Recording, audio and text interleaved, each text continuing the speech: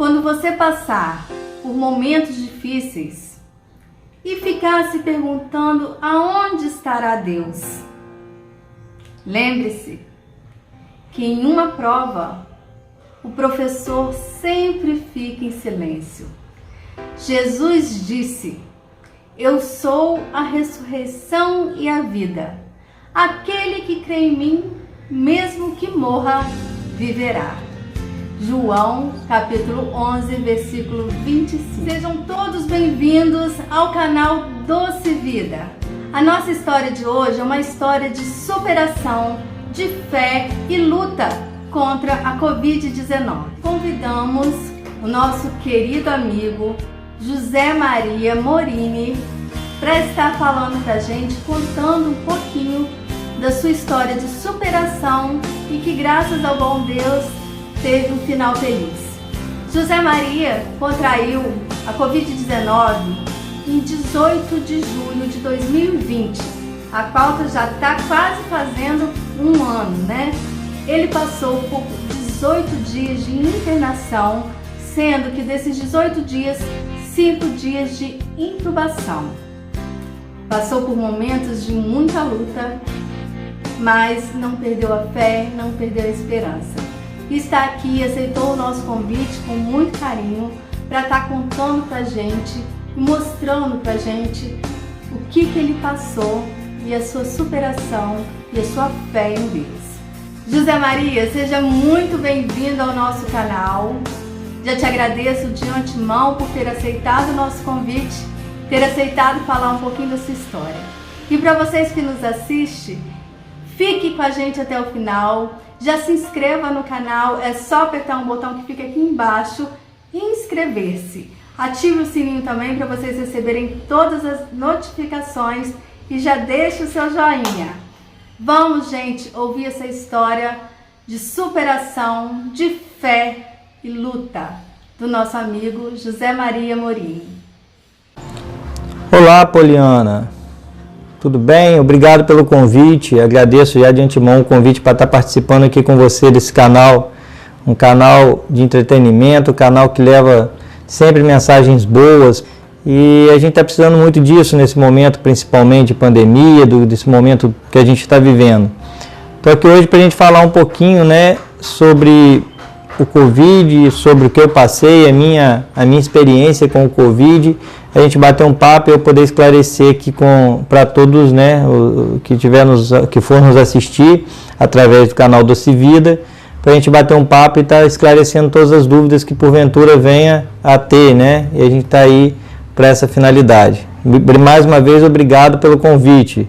Zé Maria, é da cultura do ser humano, né, da espécie humana, acreditar apenas naquilo que pode ver e naquilo que pode tocar.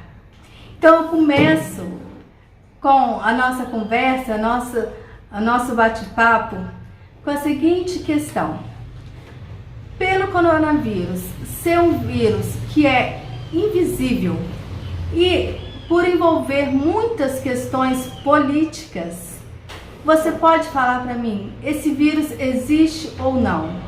Ou é uma questão política, interesse político? A gente pode falar que esse vírus existe? Bom, Poliana, essa pergunta é interessante porque acho que o Brasil ele está passando por um momento muito complicado, onde tudo é politizado, onde tudo é polemizado, onde tudo é polarizado. A gente está passando aí por talvez um dos países que enfrenta esse maior problema, né? Não vejo, pelo menos em tantas notícias, os outros países terem esse mesmo tipo de problema que o Brasil. Mas, independente de politicagem, de política, de qualquer tipo de situação política ou não, a gente tem que ser realista, não podemos ser negacionistas, e tem que ser realista em saber que o vírus, sim, existe. Nós temos aí quantas e quantas histórias, né? Eu posso falar que eu tive uma história feliz, mas quantas e quantas famílias que tiveram histórias tristes. Eu tenho amigos, eu tenho conhecidos, pessoas que perderam a vida. E por conta sim do Covid, por conta sim dessa pandemia que assola o mundo inteiro, não só o Brasil, né? A gente tem esse problema, é mundial. E, então não adianta a gente ficar negando, não adianta a gente ficar inventando história, dizendo o que é, o que não é. Eu acho que o melhor nesse momento é esquecer as brigas políticas, esquecer as diferenças e as divergências, principalmente políticas, né, vamos dizer assim, e tocar a vida com seriedade, tocar a vida com respeito ao próximo. A gente tem muito cuidado, porque realmente a gente tem que ser muito realista. Eu acho que não tem ninguém hoje no país e no mundo que não conheça ou que não tenha enfrentado o problema com esse vírus. Aqueles que são assintomáticos, ótimo, muito bom, mas tem histórias muito próximas a gente de que né, as pessoas não reagiram tão bem. Então, às vezes, dentro da mesma casa tem pessoas assintomáticas e também tem pessoas que enfrentaram de forma muito dura a situação com o vírus. Então, assim, eu não tenho dúvida nenhuma, né? Eu sou prova de que eu não tenho dúvida nenhuma, eu posso falar por mim, de que realmente o vírus existe, e a pandemia existe. Agora, vai ver como que a gente vai tratar esse assunto, como que a gente vai seguir com esse assunto. Isso que é o mais importante. Você sabe me falar como que você contraiu essa doença? Bom, na verdade, eu não sei. Se você me perguntar nessa pergunta de como eu contraí o vírus, eu não sei informar. Na verdade, a gente, por ter um serviço hoje considerado essencial, no nosso ramo a gente não parou de trabalhar, né? E eu passei o dia a dia na vida normal de trabalho, quase normal, né? De trabalho, tendo que fazer atendimentos, tendo que, né, receber cliente. Os técnicos da nossa empresa têm que ir até os clientes, não tem outra maneira, né, de se resolver um problema muitas vezes. Então eu não sei como contrair. Eu acredito que eu tenha contraído em virtude do trabalho, mas eu confesso que eu não posso afirmar isso, apesar de que a gente estava se preservando muito em casa, com familiares e tudo, mas eu acredito que eu tenha contraído em virtude do trabalho, né? Eu acredito que tenha sido assim. Acha que você pode ter sido negligente com os cuidados de prevenção contra o contágio do Covid-19? Bom, eu acho que sim, em alguns momentos sim. É muito difícil, eu quando contraí a doença foi em julho do ano passado, né? Então eu não sei como que foi, eu acho que em alguns momentos sim, a gente acaba sendo negligente por uma questão até de estresse, de cansaço, a gente acaba furando um pouquinho o que é pedido pelos médicos, o que é pedido pelos cientistas, de distanciamento, de tudo isso.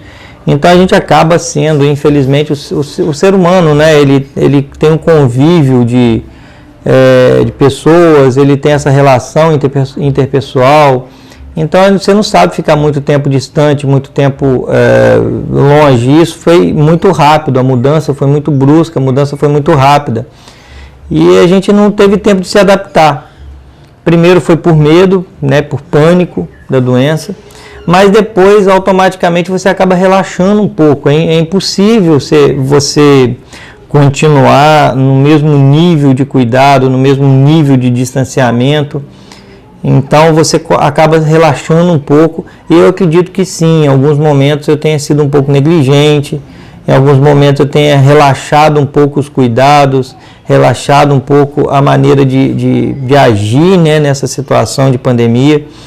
Assim que eu acho que todos nós, em algum momento a gente dá aquela escapulidazinha, aquela vacilo, né, aquele momento de bobeira que a gente dá. E é nesse momento que muitas vezes a gente pode contrair ali o vírus, e também não só contrair, quanto distribuir, né, passar, contaminar outras pessoas. Eu acredito que eu tenho em algum momento, tenho assim, tido um pouquinho de descuido, vamos dizer assim. Conta pra gente, quais foram os principais sintomas? O que você começou a sentir? Em relação aos sintomas, eu acho que eu demorei sim um pouquinho, porque eu comecei a sentir mal num sábado para domingo. Na madrugada de sábado para domingo eu já comecei a me sentir mal. E aí, só que eu comecei com muita dor no corpo, tive febre nessa noite, né, de sábado para domingo. Depois no domingo eu não tive febre, fui repetir febre na segunda-feira. E assim, o que eu passava, o que eu tinha de sintoma era só dor no corpo. Inicialmente nesse primeiro dia foi a febre que intercalou dia sim, dia não, e muita dor no corpo.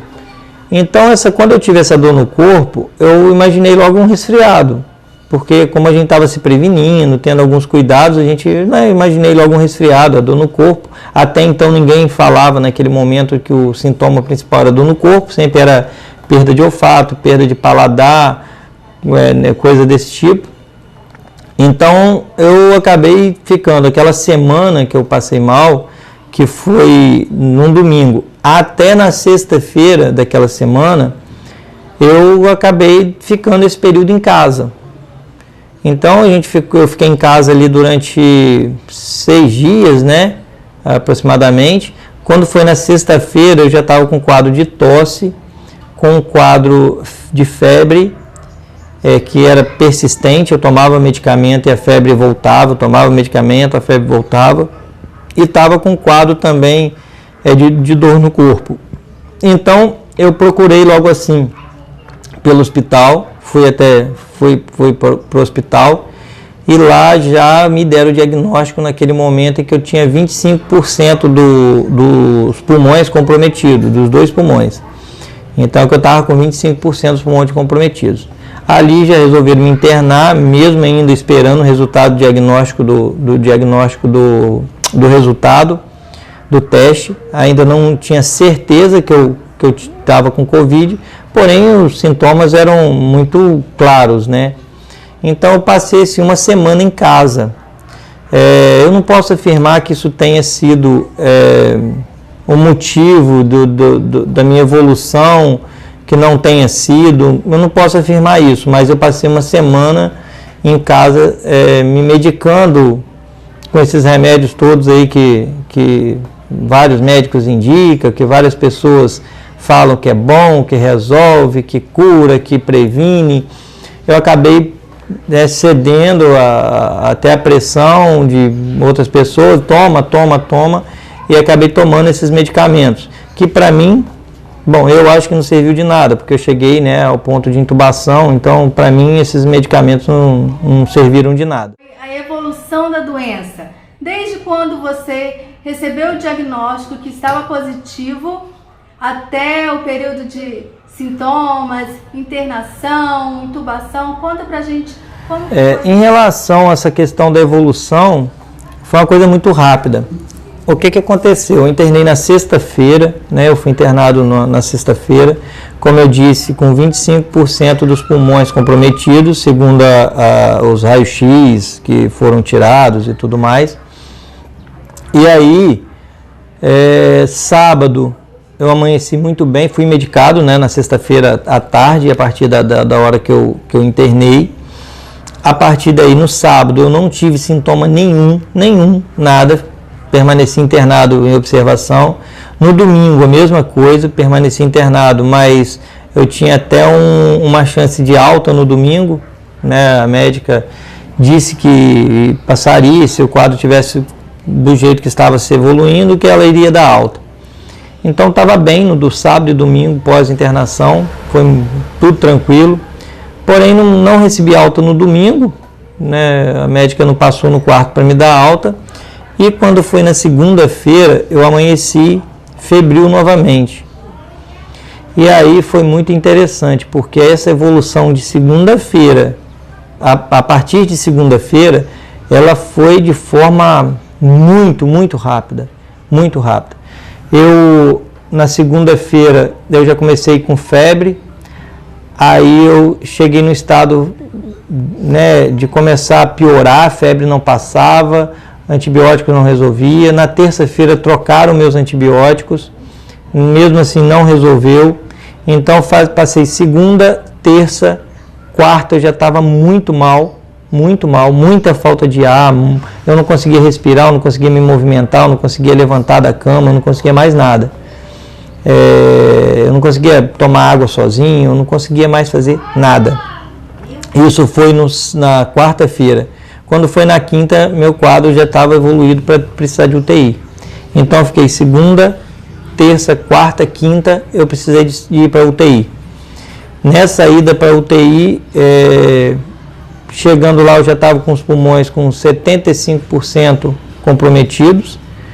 Então já estava num quadro evolutivo muito rápido da doença. E aí resolveram, eu cheguei numa crise respiratória, dei entrada na UTI com uma crise respiratória muito, muito forte. E aí resolveram me intubar. O médico que era o chefe da UTI resolveu fazer o processo de intubação, né? Segundo ele, seria a melhor forma de me tratar naquele momento. E aí foi feita a intubação, né? Então, ou seja, a evolução foi segunda, praticamente, porque sábado e domingo eu passei muito bem. Então, segunda, terça, quarta, quinta. De segunda de estado febril a quinta-feira em intubação. Então, a gente vê que a evolução da doença é muito rápida em alguns casos, muito rápida. Então, sempre falo, quem tem sintoma, principalmente estiver com febre, procura o médico. Vai, não espera da tosse, não espera da falta de ar, não espera isso, porque pode ser tarde. Né? Eu cheguei no hospital com 25% do pulmão e 5 dias depois eu estava com 75% dos pulmões comprometidos e sendo entubado. Então a evolução é muito rápida. Maria, você ficou 5 dias em coma, né? Você ficou entubado. Nós sabemos que na maioria das vezes as pessoas quando estão entubadas elas ficam sem consciência, não lembram, não têm lembranças de nada. Mas sabemos também que algumas pessoas possuem lembranças, lembram de ouvir os médicos conversando, às vezes lembram de ouvir os enfermeiros conversando, fazendo algum tipo de procedimento. Você tem alguma lembrança desse seu período de intubação? Poliana, eu não tenho assim uma lembrança dos momentos de intubação. Esse momento quando eu tive entubado, a partir do momento que a gente é entubado, eles nos colocam num estado de coma induzido, né, que os médicos, que a medicina chama. Eles induzem o paciente ao coma, né, a dormir, e ali eu não tenho. A partir daquele momento ali eu não tenho lembrança nenhuma. Eu me lembro até o momento onde o médico me perguntava se eu estava sentindo alguma coisa em relação ao medicamento que estava sendo aplicado, né, para me fazer dormir, né, me induzir a esse estado. Então até ali eu tenho lembrança sim. E dali então só volta a minha lembrança, eu só volto a ter lembrança dos fatos no dia que eu acordei, 5 dias, no 5º dia depois da intubação, que foi quando eu acordei, aí eu volto a ter lembranças. Mas esse período que a gente passa ali dormindo, né, em estado de coma induzido, esse período não. Nesse período eu não tenho lembrança nenhuma. As lembranças que eu tenho quando eu estava grave foram as lembranças de antes de eu ir para a UTI. Eu me lembro que teve um momento que o médico, que um enfermeiro me levou para tirar um raio-x de pulmão, né, de tórax, e eu não conseguia ficar em pé, eu não tinha força para ficar em pé. Eu tive que segurar no equipamento que fica preso à parede, que a gente tira esse raio-x de pé, pelo menos lá no hospital onde eu tirei. Eu tive que me segurar no equipamento, praticamente tentar me pendurar, me escorar nesse equipamento que fica na parede, e um outro enfermeiro me segurando do lado, para que eu tivesse força de ficar em pé. Na quinta-feira, quando minha esposa chegou no quarto onde eu estava internado, que eu ia ser transferido para UTI, então aí nessa quinta-feira eles chamaram, né, algum familiar, os médicos, para passarem as informações. Eu me lembro também que eu não tinha força nem para tomar água, eu não conseguia nem tomar água. Para mim tomar água teve que ser no canudinho, num copinho de café, nesse copinho pequenininho de café. Então assim, esses momentos ali que eu estava grave, mas antes da intubação, isso eu tenho lembrança. E assim, foram momentos muito ruins, principalmente passar a noite eu fui entubado na quinta-feira. A noite de quarta para quinta, ela foi extremamente angustiante. Ali eu imaginei que eu não ia resistir, porque eu estava sozinho no quarto, não tinha força nem para levantar o braço. E me bateu uma crise uma crise respiratória muito forte, aonde aquilo ali me levou a um certo pânico, e ali naquela noite eu imaginei que eu não estaria aqui hoje. Mas aí, né, graças a Deus, muita oração também, muita coisa a gente retornou. E a gente está aí. Então, nesses momentos, eu tenho lembrança, né? Me lembro desses momentos. Ainda dentro dessa pergunta, do seu momento de intubação, do seu período que esteve em estado grave, você teve, nesse período, muitas pessoas orando por você. Eu te afirmo isso porque eu fui uma das pessoas que estive em oração junto com as mães que oram, né, o movimento das mães que oram da Igreja Católica. Nós oramos muito por você, não só nós, mas acredito que todas as igrejas católicas, evangélicas, que sabiam da sua situação, e por você ser uma pessoa muito querida, todos nós nos sensibilizamos e oramos muito para a sua recuperação. Sabemos também, Zé Maria, que muitas pessoas, quando estão em estado grave, né, ou que estão em coma, entubados, elas relatam algum tipo de experiência espiritual. Umas conseguem ver o seu corpo, né, saem do seu próprio corpo. Outras pessoas veem alguma luz, um túnel, ouvem alguma música. Essas são chamadas as experiências de quase mortes, a EQM. Né? Você teve alguma experiência desse tipo, alguma experiência espiritual? Você conseguiu sentir as vibrações positivas que foram mandadas para você, as orações que nós enviamos? Você conseguiu sentir a presença de Deus ali naquele momento? Fala pra gente, se você teve experiências espirituais. Então, em relação a essa questão, né, espiritual, vamos dizer assim, realmente foram muitas pessoas, foram muitas correntes de oração. Teve uma foto que na época circulou, né, até da minha nenenzinha, da minha baixinha, orando, né, aqui na sala de casa, aqui junto com a minha esposa, junto com a Vaninha. E eu acho que assim, essa corrente que foi feita, eu sou católico, né? Fui batizado, casado na igreja católica, na religião católica, mas nesse momento não tem religião, nesse momento tem o poder da oração. E teve sim uma corrente de oração muito grande, muitas pessoas, porque naquele momento, isso foi em julho do ano passado, julho de 2020, naquele momento nós tínhamos muito poucas pessoas que tinham passado por essa experiência em Mimoso. A gente tinha pouquíssimos óbitos pela doença, por Covid. Esses óbitos, né, acabaram sendo de pessoas que já tinham alguma comorbidade, já tinham alguma idade mais avançada. Então, eu acho que, se não me engano, até aquele momento eram 4 óbitos que a gente tinha aqui no município. Então a doença não estava sendo tratada com uma certa seriedade ainda.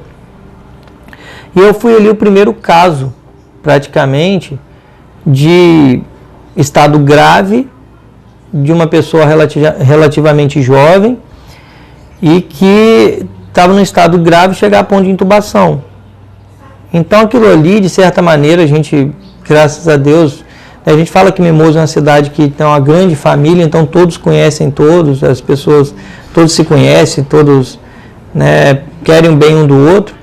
E aquilo ali, naquele momento, a notícia se espalhou e muitas correntes de orações foram feitas assim em outras igrejas evangélicas, de amigos, onde tem muitos amigos evangélicos que participam de igrejas evangélicas. E ali, mesmo essas igrejas entraram uma corrente de oração muito grande. E se você me perguntar assim, se eu acho que isso mudou alguma coisa, eu não acho, eu tenho certeza. Porque o poder da oração, o poder de Deus, o poder, cada um chama Deus como quer chamar, cada um tem o seu Deus. Mas o poder da oração nesse momento acho que faz a gente se tornar principalmente muito mais forte. Porque ela é uma doença que ela te acaba com as suas forças psicológicas, com as suas forças mentais.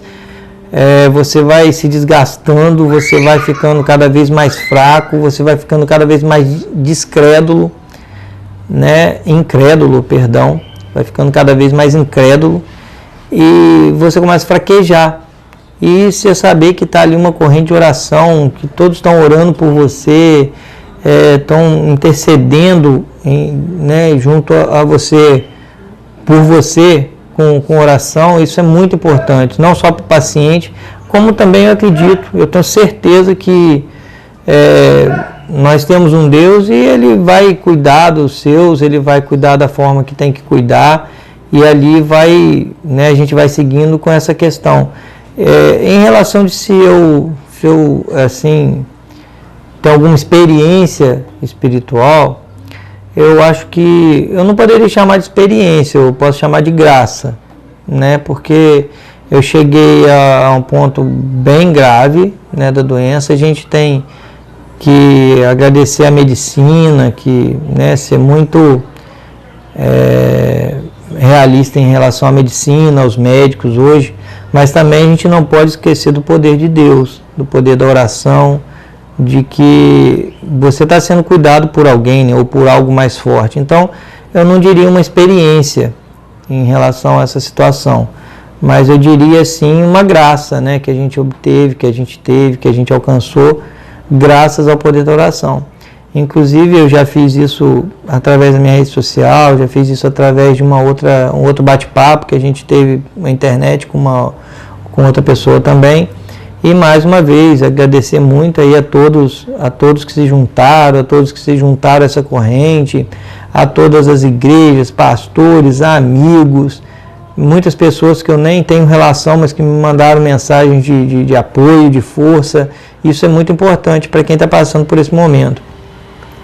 Então, assim, eu acho que valeu muito, foi muito forte realmente esse poder dessa oração. Para hoje a gente está aqui, podendo contar, relatar o que como é, o que passa uma pessoa que passa por essa doença. Como que foi a sua passagem no hospital? Bom, em relação ao período que eu passei no hospital, eu posso falar que assim é bem ruim, Eu acho que ninguém gosta de ser internado, ninguém gosta de passar por internação, principalmente. Quando a gente então está acostumado com saúde, ter saúde, não parar de trabalhar, não parar de se movimentar, e aí a gente passa por um processo de internação. Isso eu nem me lembro qual, antes do Covid, eu nem me lembro qual foi a situação de internação que eu passei. Eu acho que eu nunca internei, para ficar internado no hospital, acho que nunca aconteceu. E aí você se vê internado, num estado que está piorando, você não está vendo melhora, aquilo ali começa a ficar uma situação mental horrível. Então, o período que eu tive internado, ou pelo menos o período que eu estava consciente, até eu ter ido para a UTI, aqueles dias foram dias assim, horríveis. A gente pensa em família, em filho, em compromissos, a gente pensa que a gente não pode fazer nada, a gente está ali, na verdade, à mercê do que a medicina pode fazer pela gente, porque os médicos podem fazer pela gente. E são momentos, assim, na verdade, angustiantes, são muito ruins. E principalmente no meu caso, que eu passei vendo meu quadro piorando. Meu quadro não foi evoluindo para melhor, a não ser nesses 2 primeiros dias que eu estava internado. Então ali dá um ânimo quando você vê que está melhorando, você sabe que pode ter alta a qualquer momento. Mas quando você vê que o seu quadro está piorando, nossa, é terrível. É uma sensação muito ruim de impotência, é uma sensação muito ruim de angústia. No meu caso, por exemplo, eu fiquei 5, 6 dias isolado dentro de um quarto, onde só entrava enfermeiro para aplicar medicamentos e levar alimento, essas coisas.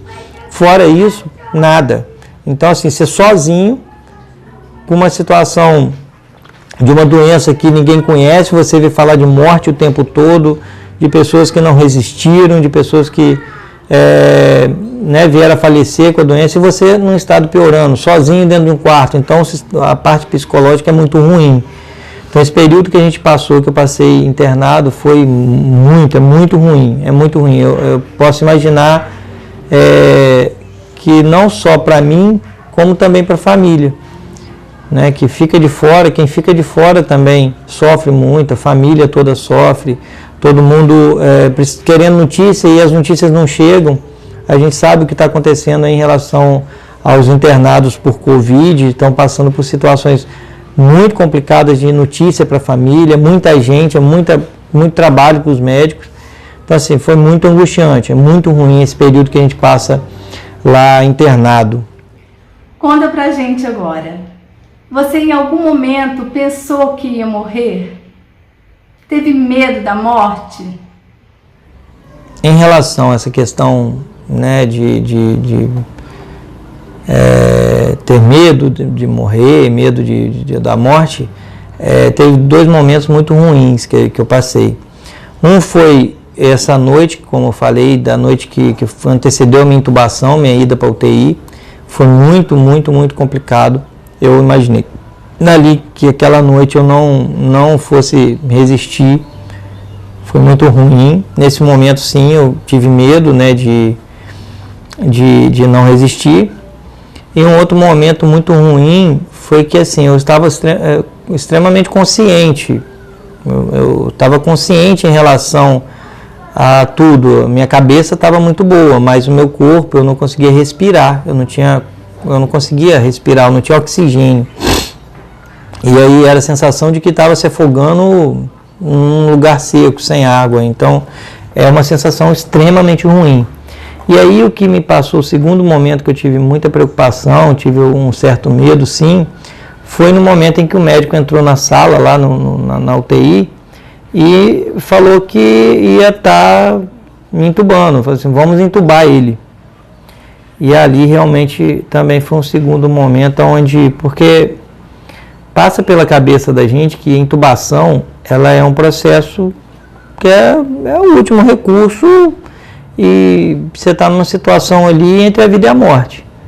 E você saber que você não vai ter um momento nem de estar... Eu saí de casa, eu tinha saído de casa 5, 7 dias antes. Eu não tinha estado com filho, mas a esposa ainda esteve lá comigo.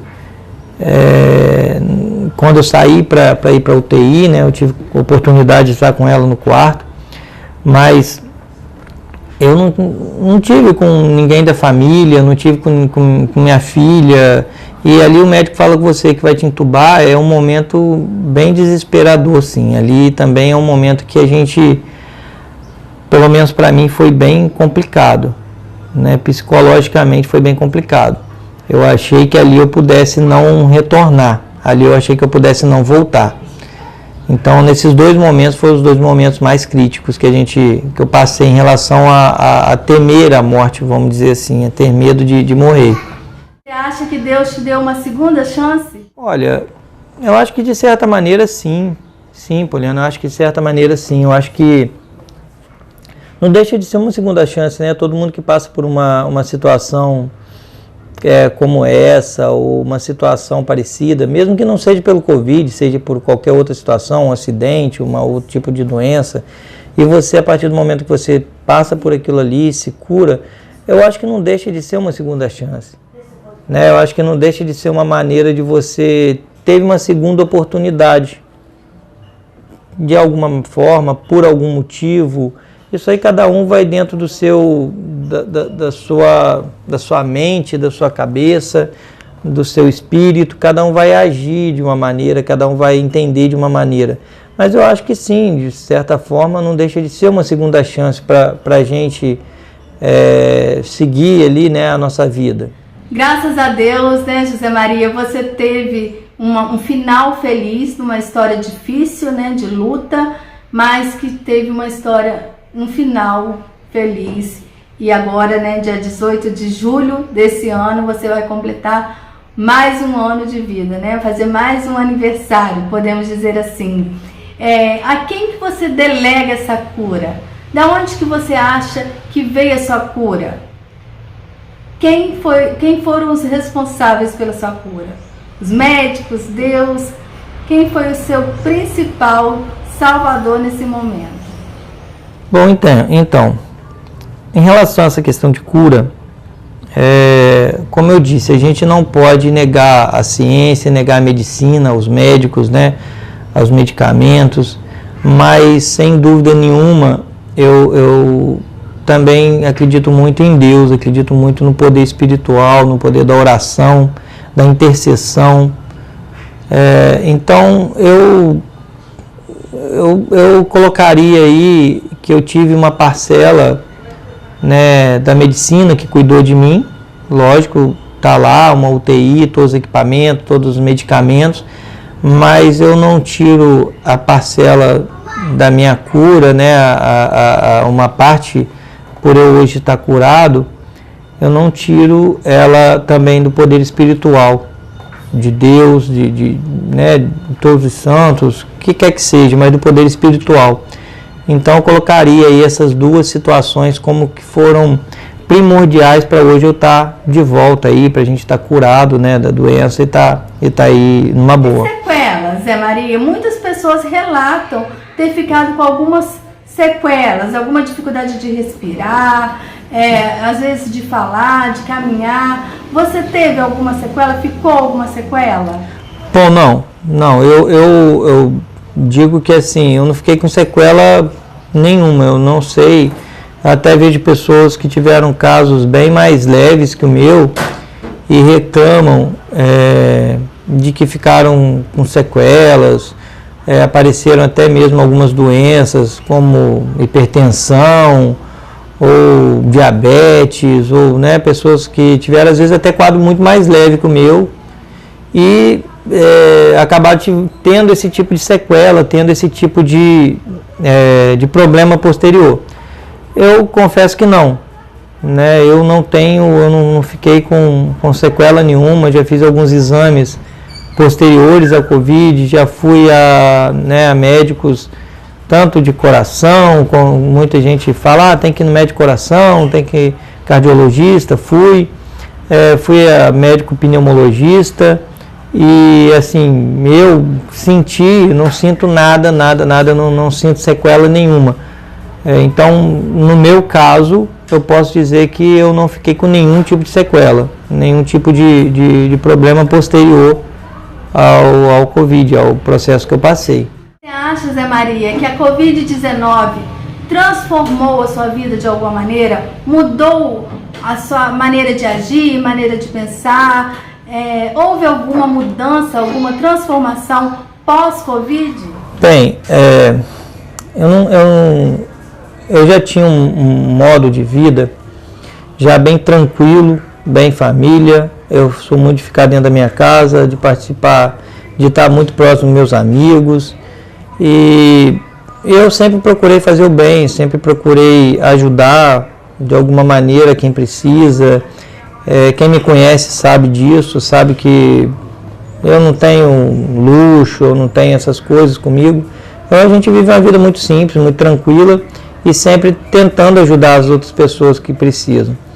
Então, assim, se a questão do Covid mudou ou não, meu modo de agir, minha vida, essas coisas, muda, não tenha dúvida que muda de alguma maneira. Sem dúvida que alguma coisa você vai parar, vai repensar. Muitas coisas momentos que você poderia, né, curtir um pouco mais, você vai passar a curtir um pouco mais, porque você sabe que aquilo ali pode ser né, o último, quando você passa a viver um problema nesse tipo, você passa a ver que a vida é realmente muito frágil. Nós temos uma situação em que a vida ela está em risco a todo momento.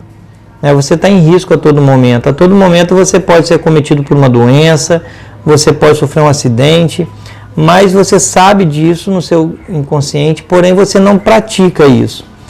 E a partir do momento que você vive, que você passa a viver aquilo ali, aí sim você passa a mudar um pouco esse estilo. Isso aí você faz obrigatoriamente, não tem jeito. Por mais que você já viva uma vida muito tranquila, você passa a ter uma outra visão do que é a vida, né? Que é um sopro, é uma coisa muito frágil, é uma linha. Então você está aqui hoje, amanhã pode não estar mais. Mas você viveu isso na pele, então isso de certa maneira isso muda um pouquinho a sua visão de algumas coisas. Mas assim, minha vida não mudou radicalmente. Eu mudei em algumas coisas, sim, a gente passa, como eu falei, mas eu não tive nenhuma mudança radical por conta da doença. Até porque eu já tinha um estilo de vida bem tranquilo, né? Então a gente não mudou muito, mas sempre alguma coisa você passa a valorizar um pouco mais, você passa a valorizar um pouco mais o tempo, as coisas, então você passa a ter um pouquinho mais desse consciente com você.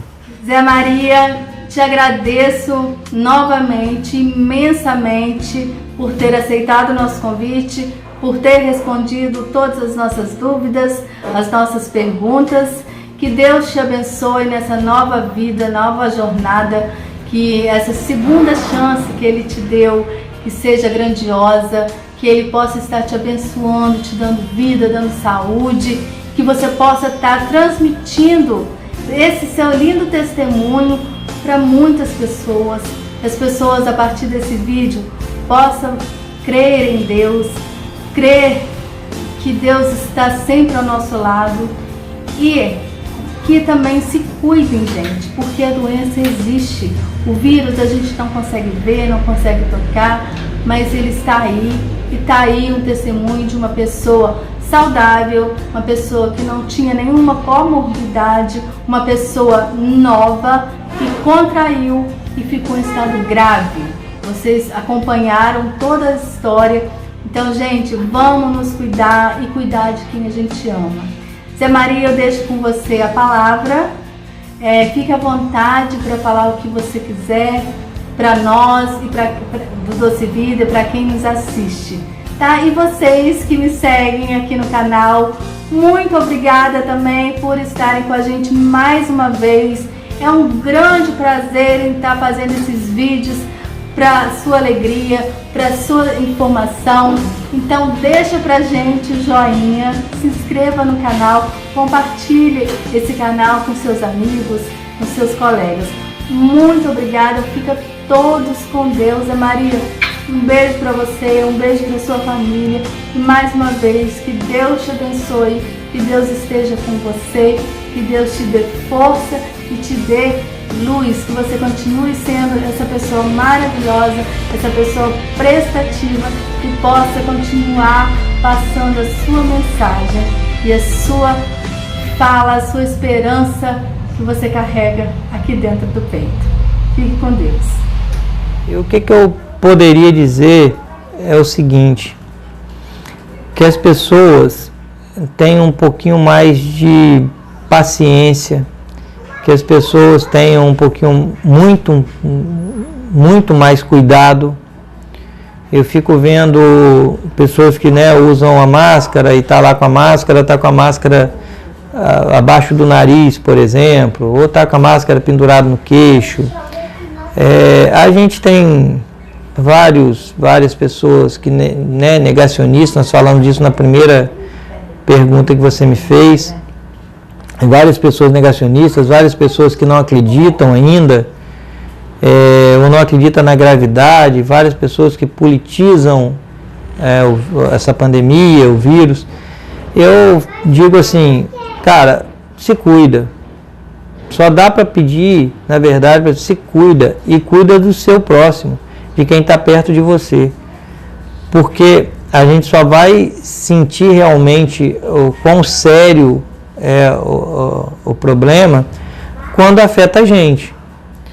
E tem muitas pessoas que são assintomáticas? Tem. Tem muitas pessoas que não sentem nada em relação ao vírus? Tem. Porém, eu costumo dizer que isso é uma roleta russa. Então você nunca sabe quem vai ter sintomas graves ou não, quem vai chegar a ponto de vai chegar a óbito ou não. É uma roleta russa. Eu não tinha comorbidade nenhuma, eu não tomo remédio de nada, eu não tenho doença nenhuma e cheguei a ponto de intubação com 70 eu acho que no final do processo cheguei a 78% de comprometimento pulmonar. Então é uma roleta russa, é uma situação que você não sabe quem vai ser acometido de uma forma mais branda ou quem vai ser acometido de uma forma terrível por esse vírus. Então a única coisa que eu falo para as pessoas, acreditem, se cuidem. Querem tomar medicamentos? Tome.